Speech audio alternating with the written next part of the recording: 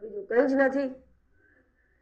આપના જ જ્ઞાનથી જ્યારે જીવ અવિદ્યાની ઉપાધિથી મુક્ત થાય છે ત્યારે જ આપના જ્ઞાનનો, આપના પરમ ઐશ્વર્યનો સાક્ષાત્કાર કરે છે અને મોક્ષ અને મુક્તિના માર્ગે જાય છે.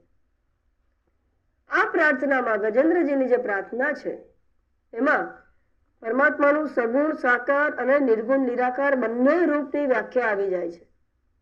એ બંને રૂપે પરમાત્માના ગુણોનું વાત કરે છે, પરમાત્માને બંને રૂપે જણાવે છે અને માટે પરમાત્મા અત્યંત ખુશ થઈ જાય છે. ઘણા બધાએ અત્યાર સુધી સ્તુતિ કરી લીધી છે, પણ પરમાત્મા ગજેન્દ્રજી પાસે, ગજેન્દ્રજીને જ્યારે બચાવવા આવે છે, ગજેન્દ્રજી અતિશય નમ્રતાથી, અતિશય દુઃખથી, આર્દ્રતાથી પ્રાર્થના કરે છે ત્યારે પ્રાર્થના તો એ પરમાત્માને જ કરે છે. તો પરમાત્મા શંકર ભગવાન પણ છે, બ્રહ્માજી પણ છે, કોઈ પણ આવી શકે, કોઈ આવતું નથી. નારાયણથી રહેવાતું નથી. શ્રી કૃષ્ણ પરમાત્મા ગરુડ ઉપર, ગરુડજી ઉપર વીજળીથી પણ, લાઈટથી પણ વધારે ઝડપથી દોડતું ઉડી શકે ગરુડજી ઉપર પરમાત્મા અત્યંત વેગથી આવે છે અને એક ક્ષણ માટે પણ મારા ભક્તને તકલીફ ન થાય માટે ગરુડ ઉપરથી કૂદી પડે છે, ઉઠી જાય છે અને તરત જ સૌથી પહેલા સુદર્શન ચક્રથી ગ્રાહનું મોઢું ચીરી નાખે છે અને ગજેન્દ્રને પણ મુક્ત કરે છે. પહેલા તો ગજેન્દ્રને અને ગ્રાહને બંનેને એક સાથે બહાર ઘસેડી લાવે છે અને બંનેને આ પ્રમાણે મુક્ત કરે છે. બોલીએ શ્રી કૃષ્ણ ભગવાન કી જય. આ પ્રમાણે મુક્ત કરે છે ત્યારે બંને પોતાના પહેલાના સુંદર સ્વરૂપમાં આવી જાય છે અને સ્વરૂપ વધારે દિવ્ય થઈ જાય છે, કારણ કે હવે પરમાત્માનો સ્પર્શ થઈ ગયો અને પરમાત્મા એટલા ખુશ થઈ જાય છે કે ગજેન્દ્રજીને કહે છે કે હે ગજેન્દ્રજી, રાત્રિના છેલ્લા પ્રહરમાં એકદમ વહેલી સવારે પરોઢિયે જે કોઈ પણ આ ત્રિકૂટ પર્વત, આ ક્ષીર સાગર, આ નેતરના અને વાંસના જે કીચક વનો છે, આ સરોવર જે છે જેનું આપણે વર્ણન કર્યું, આ જંગલો છે, આ બગીચા છે, આ ગંધર્વો, જે પાત્ર આ તારા જીવનમાં જેટલા પાત્ર થઈ ગયા, મારું આ ચતુર્ભુજ સ્વરૂપ, શંખ, ચક્ર, ગદા, પદ્મ, મારા ગરુડજી, આ બધાનું સ્મરણ કરે છે, પાઠ કરે છે, એને હું નક્કી જ મુક્ત કરી દઉં છું. આ પ્રમાણે ગજેન્દ્ર ભગવાન મોક્ષ કરે છે, એને મુક્તિ આપે છે. ભગવાન અજીત જે પરમાત્માના અંશ અવતાર હતા, બોલીએ ભગવાન અજીત ભગવાન કી જય. ભગવાન અજીત તેઓએ સમુદ્ર મંથન વખતે જે અમૃતનું કળશ નીકળ્યું, એ અમૃતનું પાન કરાવવા માટે પરમાત્માએ આ અંશાવતાર લીધો હતો. દૈત્ય અને દાનવોનું, દેવ અને દાનવોનું એ વર્ષો જૂનું યુદ્ધ અને ઇન્દ્રાદિ દેવોને દુર્વાસા મુનિનો શ્રાપ પ્રાપ્ત હતો. દુર્વાસા મુનિ જે વૈકુંઠ લોકમાંથી એક વખત આવતા હતા ત્યારે સામે ઇન્દ્ર મળે છે અને પ્રેમથી ગળાનો હાર કાઢીને એમને આપે છે પ્રસાદ રૂપે. ઇન્દ્ર ભગવાન એની અવગણના કરીને એના હાથી ઉપર એ પ્રસાદને ફેંકી દે છે. હાથીને તો શું ખબર, હાથી પગ નીચે કચડી નાખે છે. એટલે દુર્વાસાજી શ્રાપ આપે છે કે તમે અને તમારો સમગ્ર દેવતા લોક શ્રીહીન થઈ જાઓ, ઐશ્વર્યહીન થઈ જાઓ. ઇન્દ્ર ભગવાન અને દેવતાઓ અત્યંત ચિંતાયુક્ત થઈ જાય છે. બ્રહ્માજી, શંકરજી બધા જ મળીને શ્રી હરિને પ્રાર્થના કરે છે, ભગવાન નારાયણ પાસે જાય છે અને કહે છે કે અમને આ સંકટમાંથી મુક્ત કરો હે પ્રભુ. ત્યારે ભગવાન નારાયણ કહે છે કે જુઓ, અત્યારે સમય દૈત્યોનો બળવાન છે, માટે રાહ જુઓ અને રાહ જોતા જોતા સમયનો ઉપયોગ કરીને એ લોકો સાથે થોડી મિત્રતા કે દોસ્તી કરી દો. કેમ ભગવાન? તો કહે છે કે તમને જે ઐશ્વર્ય ફરી પ્રાપ્ત થવાનું છે એ સમગ્ર ઐશ્વર્ય, વૈભવ, સંપત્તિ તો સમુદ્રમાં છે, માટે સમુદ્રનું મંથન આવશ્યક છે. બલિરાજાને, દૈત્યોના રાજા બલિરાજાને ઇન્દ્ર ભગવાન સમજાવે છે, માની જાય છે. કારણ કે જુઓ, દૈત્ય બુદ્ધિ જલ્દી માની જાય, કોઈની વાતમાં જલ્દી આવી જાય એ દૈત્ય બુદ્ધિ, કોઈનું જલ્દી માની લે એ દૈત્ય બુદ્ધિ, કોઈનું માનીને મારામારી કરવાય માંડે એ દૈત્ય બુદ્ધિ. જોઈ લઈએ આપણી અંદર એ છે કે નહીં, ખ્યાલ કરજો. તો માની જાય છે, ઇન્દ્ર ભગવાન ખુશ થઈ જાય છે અને આમ ઘણા બધા ઘાસ, તણખલા, ઔષધિઓ નાખીને સમુદ્ર મંથન માટે તૈયાર થઈ જાય છે. પરમાત્મા કહે છે, ચિંતિત ન થશો, મંદરાચલ પર્વતને લઈ આવો રવૈયો બનાવવા માટે. વાસુકી નાગ દોરડું બનશે અને એવી રીતે સમુદ્ર મંથન કરીશું. બધા તૈયાર થાય છે. મંદરાચલ પર્વતને જ્યારે લાવતા હોય છે, ખૂબ ભારે હોય છે. આ દેવ અને દાનવો આટલા પોતે અહંકારમાં હૃષ્ટપુષ્ટ પોતાને સમજતા હતા, થાકી જાય છે, પરમાત્માને યાદ કરે છે. પરમાત્મા ગરુડજી ઉપર આમ પાંદડાને ઉચકતા હોય એમ મંદરાચલને ગરુડની પીઠ ઉપર મૂકીને પોતે પણ વિરાજમાન થઈને સમુદ્ર પાસે લઈ જાય છે, સમુદ્રમાં પ્રસ્થાપિત કરે છે. વાસુકી નાગનું દોરડું કરીને સમુદ્ર મંથન ચાલુ કરે છે. મંદરાચલ અત્યંત ભારે હોવાથી નીચે બેસતો જાય છે. પરમાત્મા કે છે, ચિંતા ન કરો, હું કચ્છપનું રૂપ લઈ લઉં છું. બોલીએ શ્રી કચ્છપ ભગવાન કી જય. પરમાત્માએ આ જે સમુદ્ર મંથન છે એમાં પરમાત્માએ અત્યંતપણે પોતાની દરેક શક્તિ દરેક વસ્તુમાં મૂકી દીધી. કચ્છપ રૂપે નીચે પ્રસ્થાપિત થઈ ગયા. એની ઉપર મંદરાચલ પર્વત અને વાસુકી નાગથી એ ઘસાવા લાગ્યો. હવે પરમાત્માને જો કેટલી ચિંતા છે. વાસુકી નાગની અંદર નિદ્રા રૂપે પ્રવેશ કર્યો કે એને દુઃખ ન થાય. મંદરાચલ પર્વતની ઉપર પોતે બેસી ગયા બીજા સ્વરૂપમાં બહાર આપવા કે એ સ્થિર અને અડગ રહે, એટલે સ્થૈત્ય રૂપે મંદરાચલ પર્વતમાં, વાસુકી નાગમાં નિદ્રા રૂપે, દેવોમાં દેવની શક્તિ રૂપે અને અસુરોમાં અસુરોની શક્તિ રૂપે પોતે અંદર સમાવિષ્ટ થઈને મંથન કરવા લાગ્યા. ત્યારે વાસુકી નાગના પોતે મોઢું પકડી લીધું. વાસુકી નાગનું દેવો એ સાઈડમાં હતા.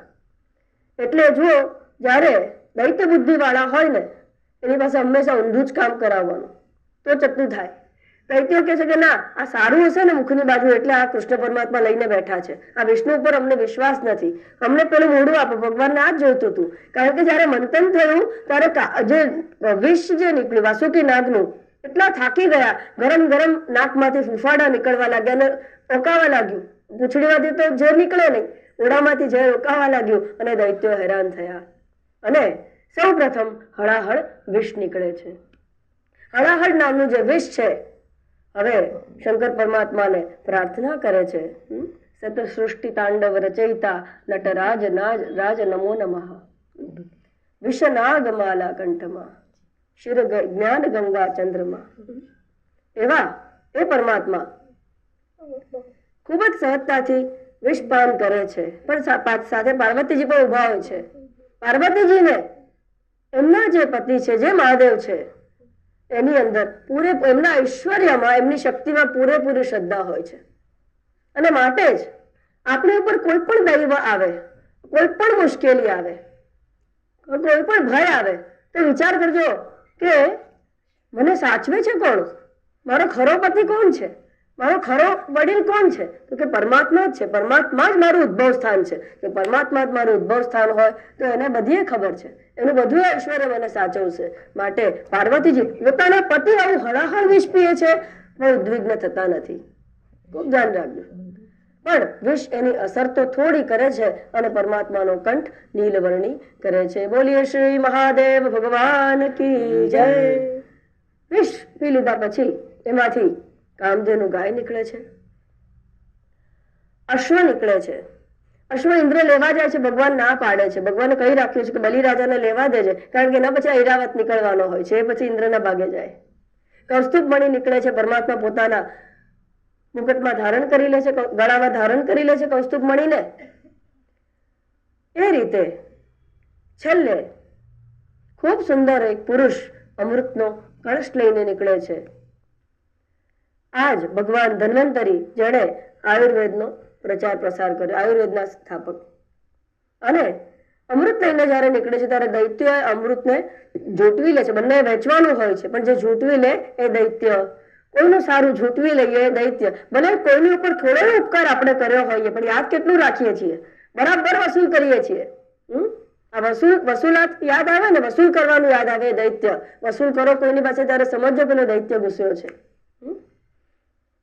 છોડી દેજો, આપીને છોડી દેજો તો ઘણું મળશે. આ રીતે હવે પરમાત્મા દૈત્યોને વશ કરવા માટે, મોહિત કરવા માટે અત્યંત સુંદર મોહિની સ્વરૂપ લે છે. જે મોહિની સ્વરૂપથી શંકર ભગવાન પણ મોહિત થઈ જાય છે એવું કહેવાય છે, પણ શંકર ભગવાન જાણી જોઈને મોહિત થાય છે.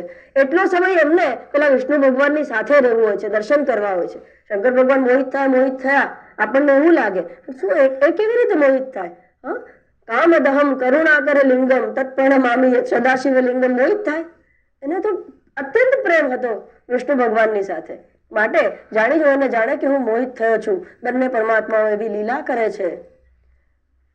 એ જ અમૃત જે છે દૈત્યોને મોહિત કરીને, ફોસલાવીને અમૃતનો કળશ કેમે કરીને લઈ લે છે અને પોતે દેવતાઓને પીવડાવી લે છે. શરત રાખે છે કે હું જે કરું એમાં બોલવાનું નહીં. દૈત્યો તો એની પાછળ મોહિત હતા, અમૃતને ભૂલી ગયા.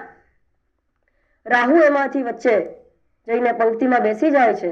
સૂર્ય અને ચંદ્ર એને ઓળખી લે છે, મસ્તક કાપી લે છે. માટે આ રાહુ દર અમાસ અને પૂનમે જાણે કે ચંદ્ર અને સૂર્યને ગ્રસવા જતો હોય. આ રીતે અમૃત પીને દેવતાઓ ખૂબ જ પ્રબળ થઈ ગયા. પ્રબળ થઈ ગયા એટલે ઇન્દ્રે બલિરાજા ઉપર ચઢાઈ કરી અને છળથી, કહી શકાય તો છળથી એનો નાશ કર્યો અને મારી નાખ્યો. હવે દૈત્યોની પાસે શુક્રાચાર્ય જે ગુરુ હતા એ સંજીવની વિદ્યા જાણતા હતા, એટલે સંજીવની વિદ્યાથી બલિરાજાને ફરીથી જીવતા કરી દે છે અને ભૃગુવંશી બ્રાહ્મણોની સેવા કરાવીને વિશ્વજીત યજ્ઞ કરાવે છે. વિશ્વજીત યજ્ઞ કરાવીને અનેક રથ અને ઘણી સંપત્તિ અને ઐશ્વર્ય અને બળ મેળવીને ફરીથી દેવતાઓ પર ચડાઈ કરે છે અને દેવતાઓનું સમગ્ર ઐશ્વર્ય લૂંટી લે છે. અને આમ જાણે રણ હોય એવા આશ્રમમાં અદિતિ ખૂબ જ વિલાપ કરીને સંતપ્ત બેઠા હોય છે. કશ્યપ ઋષિ પ્રવેશ કરે છે અને ત્યારે અદિતિ ચોધાર આંસુએ રડે છે. કશ્યપ ઋષિ કહે છે શું થયું? તો કહે છે કે આપનું હું સ્વાગત પણ નથી કરી શકતી, એટલું પણ મારી પાસે છે નહીં. આ દૈત્યોએ તો બધું લૂંટી લીધું છે. ત્યારે બંને પરમાત્માની અત્યંત આરાધના કરે છે. પરમાત્મા ચતુર્ભુજ દર્શન આપે છે અને કશ્યપજીને કહે છે કે હું આપને ત્યાં અવતરીશ અને આ દૈત્યનો સંહાર કરીશ. એમ કરીને પરમાત્મા અંતર્ધ્યાન થઈ જાય છે. કશ્યપ મહારાજ પયોવ્રત શીખવાડે છે અદિતિને. બંને સારી રીતે તપ્ત થાય છે અને એક વખત શાંતિથી બંને ધ્યાન મગ્ન બેઠા હોય છે. શુભકાલ, શુભ નક્ષત્ર, શુભ અવસ્થા અને પરમાત્મા ચતુર્ભુજ રૂપે કશ્યપજીને, અદિતિને દર્શન આપે છે. અત્યંત સુંદર સ્વરૂપ હોય છે એમનું, ચતુર્ભુજ સ્વરૂપ હોય છે.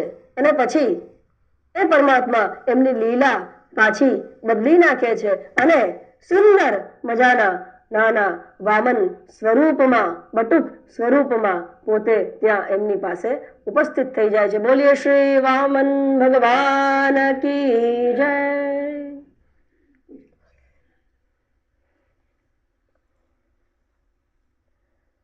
ભગવાન વામનજી જ્યારે અદિતિજી અને કશ્યપજીના પુણ્ય આગ્રહથી અદિતિજી અને કશ્યપજીના કોઈ કર્મનું પુણ્યોદય થઈ ગયું કે પરમાત્માએ એ લોકોને પ્રવેશ દ્વાર માટે નિયુક્ત કર્યા, નિમિત્ત કર્યા અને એ અદિતિજી અને કશ્યપજીનું સૌભાગ્ય અને એવું જ સૌભાગ્ય કંઈક આપણને પણ પ્રાપ્ત થયું છે. એ પરમાત્માને આરતીથી, પૂજાથી સત્કારીએ અને આપણા હૃદયમાં એ પરમાત્મા, એ વામન ભગવાનના રૂપને હર હંમેશ માટે સ્થિત કરી દઈએ એવી પરમાત્માને પ્રાર્થના. બોલીએ શ્રી વામન ભગવાન કી જય.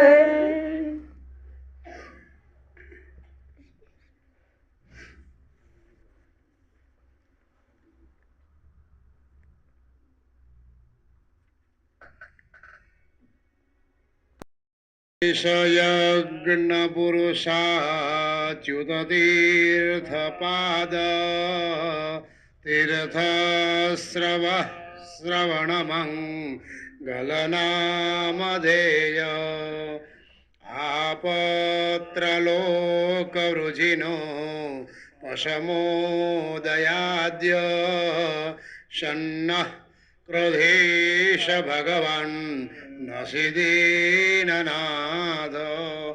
भगवते पुराण पुरुषोत्तमाय स्वरूपिणे भगवते वामनदेवताभ्यो नमः। ध्याय ध्यानं स्वागतार्थं पुष्पाक्षतान् समर्पयामि। अथ गंधम तिलक करिए।